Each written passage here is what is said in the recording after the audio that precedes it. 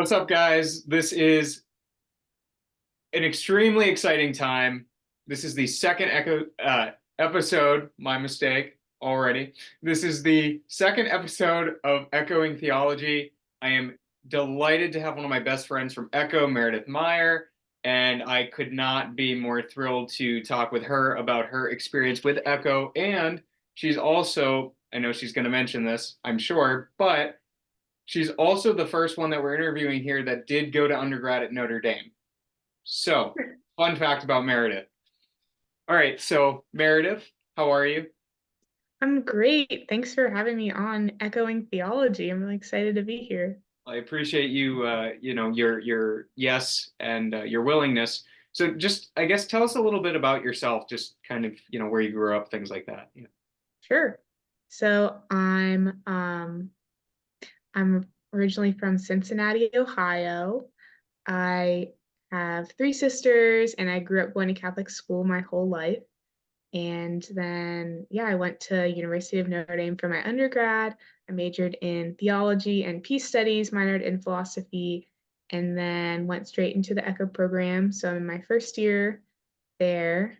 And so, yeah. Great, great. That's really exciting that you studied those things. I was gonna say what a nerd, but we're all kind of doing that. So like it's Yep. totally cool. Um, hmm so how did you obviously with being at Notre Dame, the McGrath Institute and Echo has a big presence, right? But how hmm did you initially find out about Echo? So, Scott Boyle, the recruiting director for Echo, Shout loves out to to Scott just, Boyle. yes, just send mass emails about it. And so I heard about it, I guess, through some communication from him, probably freshman year, actually, because I remember looking back at my planner and I had written a list of things that I'd be interested to look into later, and I'd forgotten about it. And I saw it on the list for my freshman year planner. So that's where I initially heard about it. With COVID, there were a couple, I think, changes to the way the program worked. So I kind of never followed up on my interests on it or never really learned more about it until my junior year. I studied abroad in Rome. And during that time, Scott Boyle emailed me and he asked if I was interested in talking to him about Echo over Zoom. And I was kind of lonely. I knew Scott already. And so I was like, yeah, I'll Zoom with Scott. I don't really care about Echo, but like that'll be fun to talk to him about it. Sure. So I went into like the corner of my apartment and I Zoomed with Scott. And I remember he was like, do you have any interest in the Echo program? And I said, well, like I've heard a lot about it, but I thought it was XYZ. And he kind of cleared up my misconceptions about the program and it made me really interested. And I remember being like, oh wow, this isn't what I thought it was.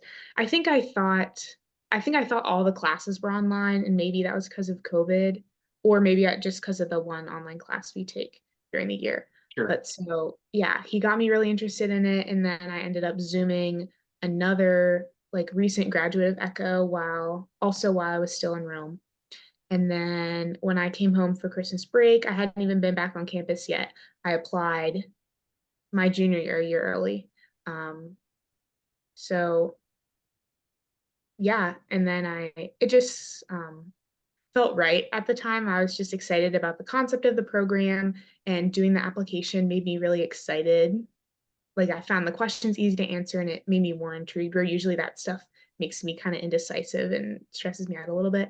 So Yeah. I just applied before I'd even gotten back to campus and got in a year early. So then I was a fellow for the program my senior year.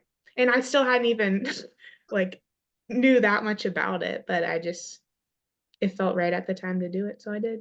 Good. Sounds like the Holy Spirit was certainly nudging you through Scott Boyle. Sure Um, was. yeah, I mean that's usually how it works. I think most people that we're going to end up talking to are going to, in some capacity, regarding Echo specifically or anything hmm in the McGrath Institute, I think are going to probably mention Scott Boyle's name at some point. Surely they will. He's good at his Miranda job. was yesterday, and she mentioned, she certainly mentioned hmm Scott Boyle. So, and for anybody who doesn't know, the prior to COVID, with a lot of programs, like not the SAT or the ACT, but the GRE was like required for a lot of Hmm. programs. And I was kind of in that similar boat, right? Where it was, you know, when I was applying to seminary, I was looking at Echo at the same time. And Hmm. one was one reason I decided seminary was because of prayer, more or less. But the other piece was one required the GRE, the other one did not, and I want Hmm. to go take the GRE. And then after COVID, everything kind of, you know, that was waived. Hmm. So for anyone who doesn't know, you know, grad schools kind of looked a little bit different before COVID in general. So Hmm. just kind of throwing that out there. Not every program, but a lot of them. And for some, I think they're re-requiring the GRE now since we're kind of Oh, fading really? out. I think I saw that. If I'm not mistaken, the MTS does require the GRE. So Yeah, it uh, was waived for me because I applied a year early, and then I think they released a requirement when you all applied. yeah, that certainly was the case. I didn't have to take it when I had applied the second time. The first time it was a requirement. Mm. Interesting. Um, great. So just tell us, I guess, a little bit about your placement, where you are, and kind of what your community looks like, and what your ministry or day to day look like. Yeah. Sure. So I work in the Archdiocese of Atlanta at St. Mary Magdalene Catholic Church in Noonan, which is actually a southern suburb of Atlanta. So we're about 45 minutes from the city. Um, my parish is about 1,000 families, which is considered on the it's on the smaller end, but it's not In super the small. archdiocese, Hmm? in the archdiocese, it's considered small. I think just by Echo standards, I'm not really sure. Okay. It's not tiny, but yeah. So St. Mary Magdalene. So our faith formation staff though is just um my mentor, who's the director of faith formation and the youth minister, and then we have a part-time elementary coordinator, and then me. So I am RCIA coordinator, and then I help out with various other ministries, such as, let's see, we have a high school girls Bible study that I help with. We have an adult um, study on Thursdays, middle school class a few times a month that I help out with. And then just like I helped out with the confirmation retreat last weekend, just general day to day workings of the parish as well. But my main job is to coordinate RCIA because my mentor is kind of doing two people's jobs. So she's pretty busy. Um, As per ministry happens. hmm right. So, um, yeah, so at my parish, since I work on Sundays, I take Tuesday off. So a typical week would be Sunday, Monday, and then Wednesday through Friday. And um, yeah, spend a lot of my time just emailing people a lot of the time, Yeah. planning for RCIA, especially right now, leading up to Easter, getting everything ready for that, and then planning what the sessions look like, who's going to lead those, who goes where, owes me which forms, meeting with everybody individually a few times throughout the year, um, and then also just planning various lessons for one-on-one catechetical things, my Sunday, the Bible study, um, yeah, and then just helping out with other various tasks, cutting, organizing, stapling, Yeah. searching through When closets. I started here, my nickname was Shredder Boy because I was shredding Really? everyone's papers. Yeah, and then I moved up, so I totally get where Hmm. you're coming from. Hmm. Yeah. I do think because, and so our part-time elementary coordinator, she only is there a couple weeknights and then on Sundays, so I don't really see her. So it's really just me and my mentor Pixie. And so I really think, I don't know if this is, it seems unique among Echo that um, they really do like need my help as a leader in RCA because she just doesn't have the time. And so I really feel, and just she generally just values my input on things and my work in general. And so I feel like I really feel valued as a member of the staff, which I'm very thankful for. Because I mean, I understand that other parishes that are bigger, your Echo apprentice is only there for a couple years, and so you can't task them with something super long term because you need a long-term staff member to do that. So I think people are often tasked with, the shredding and all those things, which we're happy to do. And but yeah, my mentor, I really like working with her, so it's good.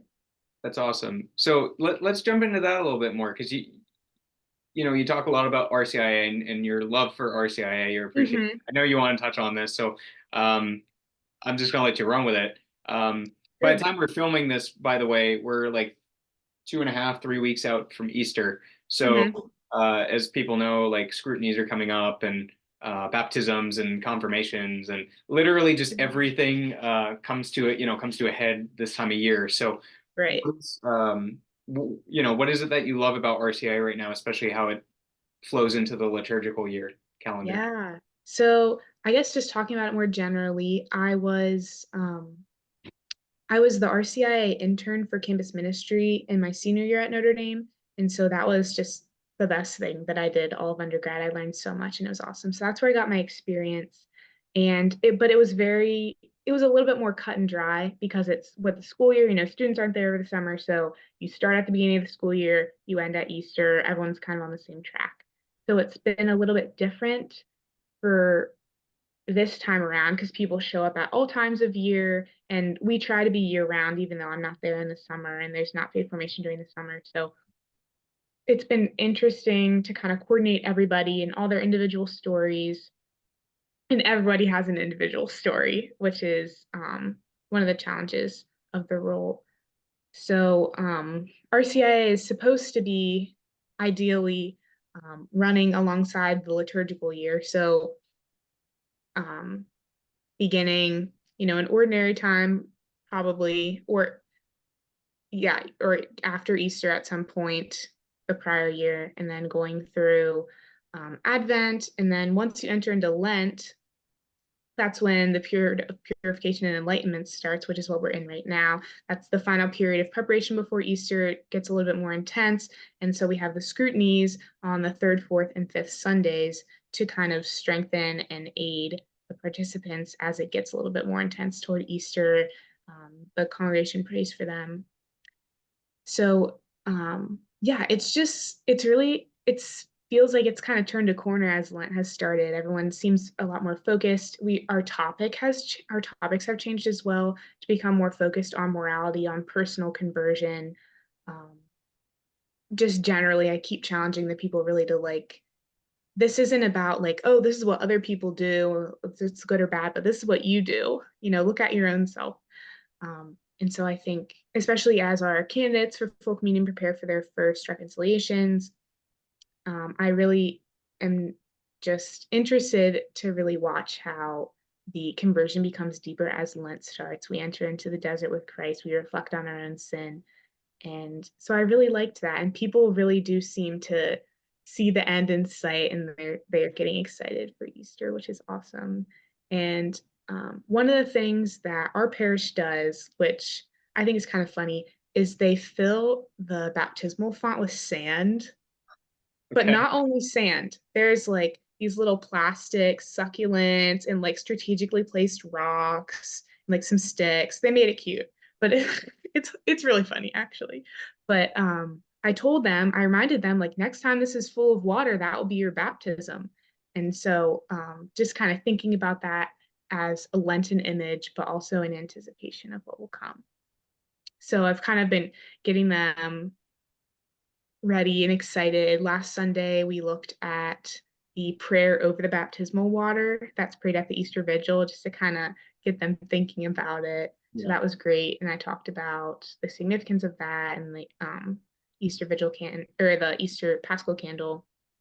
Um, yeah, so I've only been doing RCA this is only my second year. I'm like, I don't know who let me be in charge of it, but it is something that's really close to my heart, and it's beautiful to journey with these people Yeah. for a whole year. And also some of them just started. So they're not coming in this Easter, but they're getting to witness everything right now, and then they'll see it um, for themselves next year. And so that kind of gets them to be able to anticipate what's to come as well. So our people are in vastly different places in the process, but it's been a joy and a blessing to lead them especially I'm meeting with everyone one-on-one before Easter just to check in, make sure they're doing okay, see how it's going. And it's been a blessing to hear feedback from them on like my own leadership, I guess, because I'm 22, they are 40s, 50s, 60s. Some of them are younger, but a lot of them are a lot older. And so it's been a challenge to understand my role as a leader while also being like decades younger than them with way less life experience. Yeah. But they do respect me for it, and they seem to enjoy my energy. So yeah, I've really been liking the job, and as Easter gets closer, I'm getting more excited, but also just really experiencing the blessings of it. So Good. No, that's awesome. And I can confirm you do have a lot of energy and you bring a lot of energy. We love it. We love it. Mhm. Thanks, Echo, Dale. our class would not be Echo without Meredith. Um, I think we all have a special place in our, cohort, but I think your energy really kind of, it's certainly a gift to our group. So, I would assume kind of what you said, because I know you also want to talk a little bit about Catholic social teaching, right? Like meeting Sure. people where they're at is something that we kind of talked about in our recent class on Catholic social teaching. Hmm. And so kind of what you're saying, right? Meeting with people one-on-one, discussing, hey, this might work for, Johnny, but this won't work for Timmy, right? Hmm. So how does that kind of flow in? What do you um, I guess what are you passionate about when it comes to Catholic social teaching? Yeah, I love Catholic social teaching. Um, so yeah, it really just played in so much in my undergrad experience. My last semester, I was taking, so with my peace studies major, I was taking a Catholic social teaching class that actually counted towards my peace studies major. And I took a class on restorative justice that was strictly, it was mostly secular, but we had some religious references in it. And then I was in a class on Aquinas, justice, pardon, and mercy. And I was in a class on the sacraments. And Okay. like halfway through the semester, I was like, these are all about the same thing. And it was so awesome. Like everything just came together. We ended up having the same speaker in both class in both classes. And yeah, I ended up I had to write a capstone for peace studies and I ended up writing it on restorative justice and the sacraments. And so it was like my sacraments class, my restorative justice class, my Catholic social teaching class, and then my Aquinas justice class. And it all just like came together and I was like, whoa. Um, it was awesome because the peace studies major at Notre Dame isn't specifically religiously focused, and most of the other students in it, many of them aren't Catholic or they don't really bring theology into the if they don't want to. But yeah, so I loved just bringing Catholic social teaching into it and combining just the understanding of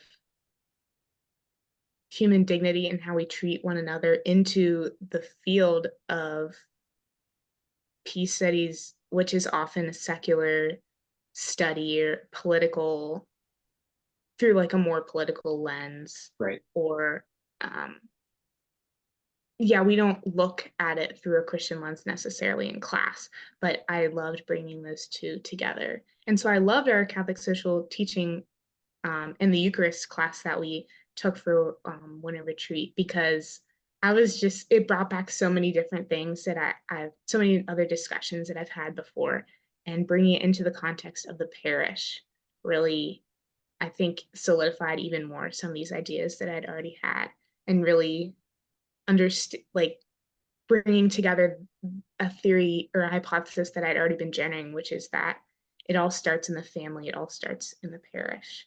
Yeah. And that only really comes from Catholic social teaching. That's So I love awesome. And that's also like, you mentioned all of that, which is great, but the other piece, you said a line in there, right? Like it starts with the family, it starts in the parish. it. Hmm. It's Eucharistic, and there's a line you said in there, and I'm blanking on it. But all those things together, like that's also what theology of the body is, right? Oh, respecting people and their dignity, like that's Hmm. all of theology of the body. So Uh-huh. for anybody listening, for on this page for that, Hmm. this is also a good area to look at for theology of the body. right? Mm-hmm. And Lord knows you and I could talk about this for hours, and we probably will Yeah. over the Echo Summer, I'm sure. But now I is not hope so. the time for that. But um, hopefully maybe we can do something over the summer with that. But no, that's awesome. Yeah, Catholic social teaching is great, and I think it's a very forgotten topic, maybe within a certain demographic of Catholics and those Mm-hmm. students maybe who study theology. I think we look, we compartmentalize things like sacraments and ministries and Mm-hmm. parish work and Catholic social teaching Right. and diocese. It's like, well, where, like, all those things need to come together. Now, obviously, right, we can't all do everything, Mm-hmm. but the church as a whole needs to, its role is to provide all of that. Mm-hmm. That's why, it's a universal church, not a one Right. person church, right? So, Mm-hmm. um, Yeah. no, that's great. That's One of great. my favorite things to consider in all of this is one of the words that we use in peace studies a lot is integral, like integral ecology, integral peace. And it means it brings to light the fact that everything is integrated, it's all connected. And so yeah, they're not just separate, but they all influence each other in one way or the other. And but also it recognizes that a positive change in one area does, create change down the line in so many ways. And so I like to think about that in some of the concrete ways that I studied as well, which is awesome. Sure. No, that's great.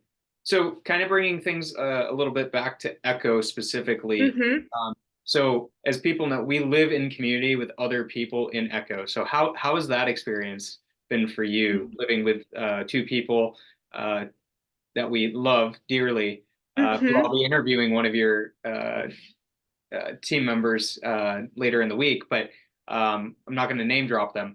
Either way, yeah, what has that been like so far for you? Mm-hmm. It's been good. It's been a good learning experience. So, I live with Maddie and Matt. So we have a mixed community of two women and one man, which has been fun. Um, I only have sisters. I've never lived with a man before, but Matt's very clean. He always does his dishes, so we love that for him. Oh, Um, Matt, yes, love you, go Matt. Matt. Yeah, I think one of the best pieces of advice that I got before moving into this from the previous Atlanta community was that we need to choose each other intentionally as a community. And that means, um, yeah, because it's intentional faith community. And so when someone comes home, getting off your bed and coming out and saying hi and how was your day, and not just being like, hey, from the other end, which we all do sometimes. And not that we always need to be hanging out, but really, yeah, I think for us, we get along really well and our community is really fun. But we've had to work to find common ground of where do our interests align, where can we, spend time together doing something that we all enjoy. So I think that's been, yeah, actually had to think about it because it's not just the same as, you just room with two of your friends that you already have a bunch in common with. Because yeah, we didn't know each other before the summer. Yeah. Um, so yeah, um, it's been good to be intentional about that and to really um, kind of enter into the being present, I think, here and being present to my community is also important. But it's also important to have, meet other people as well, especially for Matt, meeting other men Yeah. is important for him. So, but it's good. It's great to just, moving to a new place to have built in community that they have to hang out with you. And, Requirement, guys. yeah. But so it's good. I really appreciate my community members and the way that they um, engage in the community and the way that we care for one another. I think it's worked out really well, and Great. we have good. We still do house meeting every week. I don't know if all the communities do that because it's not required to do every week, but we just do a general check-in house meeting every Sunday night. Um, and I'm really big on just open communication for everything, which I think has been really helpful for us. Sure. Yeah, and that's also a big piece of Echo, I would say. Like the open communication is very important Hmm. between communities, right? Other people, ourselves and our contacts over at Notre Dame. Like open communication is very important in this program. So and it's just a life skill and it's growth. Um, Sure. so I guess just a couple other questions, and I want to play a quick game with you. Hmm. What's been your favorite part about Echo, and then also maybe a challenge, and then I have one question after, but Okay. yeah. I think my favorite part of Echo is Echo Summer. Am I allowed? Is that allowed to be the answer? That is allowed to be that is actually Yay. strongly encouraged to be the answer. Good. Yeah, I loved being in the community of Echo people and just doing class together, doing prayer together, like living together. And there's enough people, and I was really struck and pleasantly surprised by the diversity of personality that we had. Because I was like, it's a pretty self-selective program. Like people have the same general interest, but like just in terms of weekends, there'd be a group of people going out, a group of people playing volleyball, a group of people watching Batman, a group of people playing cards, and everyone was welcome to do whichever thing they wanted, and it was awesome. And Yeah. so I was like, I don't really feel like going out. I'm gonna watch Batman with Dale, or I was want to gonna play say you might be volleyball. pointing the finger there, but that's okay. Yeah. Yeah. But then afterwards, everyone cleans the sand off their feet and we all pray night prayer together. And then some people go out. And yeah, I loved like sharing the joys and sorrows of Echo Summer with a community of people that was together. But it was big enough to have that diversity, but small enough to know everybody. Um, Sure. so Yeah. I loved the classes too. No, that's good. I just want to add one thing, and then you can, talk about, the challenge that you've maybe found. Hmm. But kind of going off of that point, we had an option to take sacraments this semester. Now there was another class Hmm. that an elective I was taking, but I was very strongly tempted to take sacraments. But then Hmm. after like praying about it for 2 weeks, I was like, we only get 2 summers together. I would much rather be with our community in Hmm. every stinking moment of the day during the Yeah. summer in the classrooms, uh, Hmm. and just really kind of own that time. So I would agree with you that Echo Summer is probably also my favorite, just for better Hmm. or for worse. I think it's probably the best part of Hmm. for sure. Sure, yeah. That kind of strikes me because I was just thinking about that tonight because I already took sacraments Yeah. in undergrad, but I'm like, it's a different professor this summer. Maybe I should just take it to be with all the people again. So I'm thinking about it Did too. you take it with O'Malley Whether in undergrad? hmm? Did you take it with O'Malley in undergrad? It was Father Kevin Grove. Okay. Who is it in this Yes, summer? professor. I don't this summer I don't know who it is. I Okay. think I haven't looked that far ahead yet, yeah, so I can't remember. that's okay. But it's a different professor, so I might just take it just to be with the people. Yeah. We'll see what the You can narrative says. always audit the class if you wanted to. Yeah, with all that May as spare well get time. the credit for it though. I mean, you know. Yeah, So we'll yeah, I see. guess so what's maybe been a challenge, and then one other question after.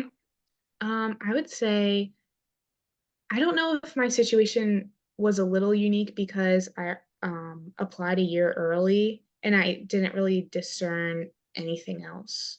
I just, applied to Echo and didn't really think twice about it because it really just I felt a lot of peace about it and I was excited about it. But I didn't really anticipate what it was going to be like very much.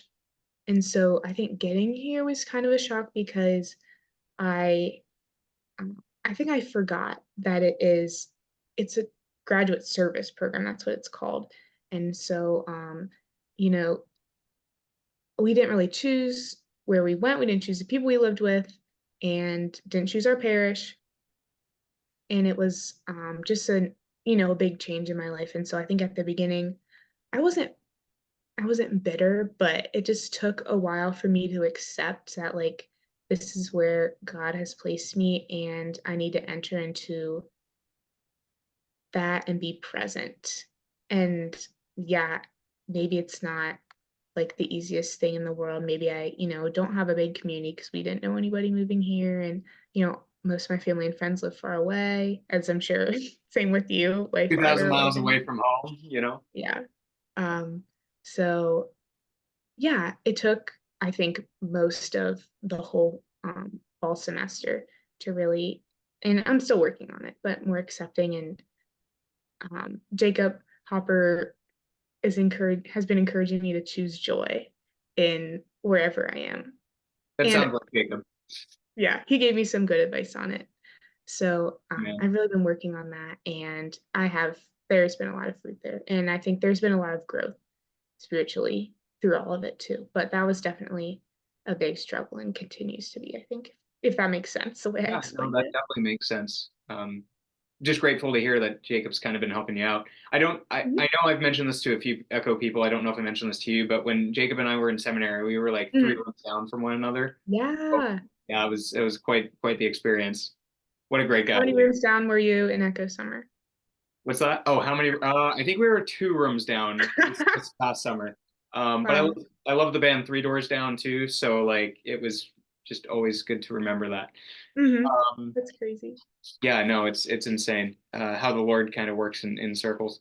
Um, so what advice would you give to somebody considering Echo? Maybe not to this year's like Echo 21 class because they just had Hmm. interviews. Uh, Right. They got acceptances already, they actually. have, I've yeah, heard. they're in the second day, I Mhm. think. So I have Ooh. one friend reapplying and one applying for the first time, both from New Hampshire. So praying for Hmm. them. I'm not going to name drop them just out of respect. Sure. Um, so maybe for the Echo 22s, right? Hmm. Or future from that point. What advice would you give to them about Echo about Hmm. applying? I would say I don't know if this is obvious, but talk to somebody in the program, just because there's so many factors that go into it, and so just reading about it really doesn't give you the whole picture. Um, it's pretty obvious. Second, pray. Yeah, Um, Scott, in talking about admissions, was very clear that he always said we respect the movements of the spirit, and so really, it's a very much prayer based, discernment based application and acceptance process. And then third, for me, the best discernment actually came by applying, by looking at the application, answering those questions, and really thinking about it. So I guess that'd be a few steps along before considering applying. But for me, that was the best um, realization of that this was going to be the right thing to at least pursue. So, yeah, those are my main piece of advice. no, that's good advice, especially for the women who are applying, right? Because there seems to be a bigger pool of Hmm. women applying, and men definitely do the same thing, like pray about it, talk to people in it. But the pool, as of right now, to my understanding, is smaller for the Hmm. guys. So, um, you know, I think statistically you're looking and you might have a better shot. But um, that's just something I hadn't mentioned on here yet that I think might be helpful to note is like, the pool tends to be smaller for guys. Like I think our class holds 19 to 9, right? So something Yes. like that. If I'm Hmm. getting my numbers right. It's either that or 18 to not 18. It's either that or yeah, it's 19 to 9. So Hmm. um great, yeah. So definitely pray about it, talk to someone, reach out, read about it, and certainly look at the application and read through it. I think that's really helpful. Um, great. So last thing, I just want to play a quick game with you. I did not send you this list because that makes it more fun for me. Okay. Um, so I'm going to ask you uh, a question. Just give me, the fastest answer possible, Okay. and then we'll kind of wrap things up. Sound My good? best. All right. Yes. Favorite building on campus at Notre Dame? Lewis Hall. Nah, Como. Okay. Midwest or Southeast? Midwest. Summer, fall, winter, or spring? Fall. Favorite type of music? I've been into sacred music recently. Fair enough. Favorite gospel? Oh, John. Okay, you were the third person to tell me, John, and I say this every time, so I'm just going to say it again. It's funny because it's the non-synoptic gospel. Hmm. Favorite food growing up? Donuts. A saint that you don't know much about that you want to learn more about? One of my RCIA people picked um, Brenda the Navigator.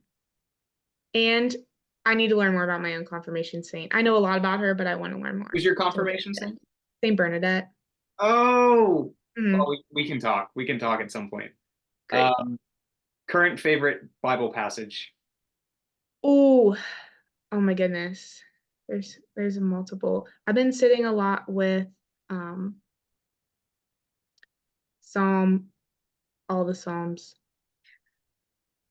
I forget which psalm it is, but it's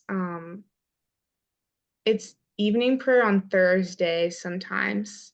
And it's blessed be the Lord my God who trains my arms for battle, or who prepares me for war. He is my rock, my stronghold, my love, my shelter, my fortress. I got the words wrong. I love that one. And then Psalm, I think it's 46. I've been reading the end.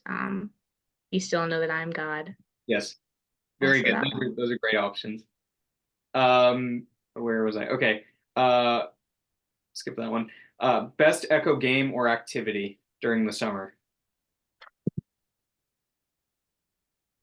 I liked um the holidays. I have to think about that one. Echo game or activity? Yeah, for some reason, the only thing that's coming to mind is Groundhog Day, when Chad and Maybe Sean it's dressed up as the groundhogs. we No, should drop that Halloween. photo. That was hilarious. Oh, what? I said we should drop that photo at some time, at some We point. should. We should. That might be. We should make that the photo of this episode. Yes. No, actually, okay, two things. My favorite activity was laying on the ground during breaks in between classes. I loved that. And then also Halloween, I wore my costume all day. It was a sheet. I wore a sheet over my body and I just walked around like in the dining hall everywhere. Right, you went to And class like that. I don't know how many other people committed to the bit for the entire day, but I enjoyed that. That was fun. That was fun. And all the professors knew what was going on too, which was great. Yeah. Um, a city that you want to visit. Assisi. Okay. Cincinnati Reds or Cincinnati Bengals? Reds. Disagreeing there, but I will respect if you disagree. I Uh, love the Bengals too. sounds good. North or South Dining Hall? It's so hard north. Okay. And I have on to a stay true to scale, my roots. fair enough. On a scale of 1 to 10, how would most people on campus rate Boom Boom Chicken? Uh, 9. A 9 out of 10, solid. Nine being high, I assume. Yes, I Okay, think so. It's widely loved. Not as much as Southwest salad. That's like the thing. That would be the 10. But Boom Boom is definitely up there. sounds good. Yeah, I found that Tuesdays was everyone's favorite day for Hmm. during the week. But anyway, Meredith, thank you for coming on to Echoing Theology. Again, this is the second episode. Keep a lookout for coming episodes. And again, thank you, Meredith Meyer, for joining us and talking about your experience so far with Echo and the University of Notre Dame. We love it. Go Irish. Thank you. Awesome. It was so fun. Thanks for having me, Dale. Thanks.